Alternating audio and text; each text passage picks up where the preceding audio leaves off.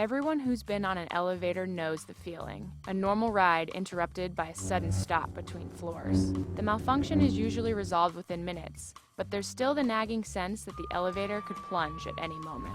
The scenario has no shortage of pop culture reference points, not to mention real-life yarns.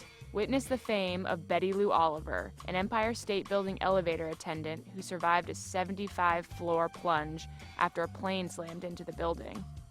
She went back to work 5 months later, but enduring fascination with stories like hers suggests a collective anxiety about riding elevators.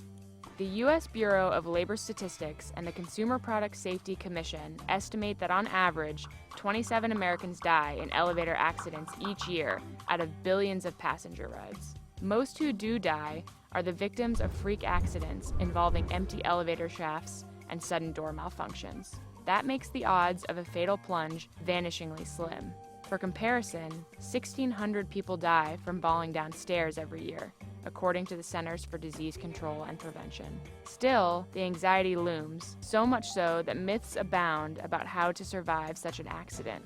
If you're in free fall, should you jump a second before you hit the ground? Should you stand with your knees bent to absorb the impact? No and no. Even if you manage to jump with great force in a highly stressful situation, you're only likely to slow your fall down by a few miles per hour. And because of G-forces, your body will feel too heavy for you to be able to crouch much.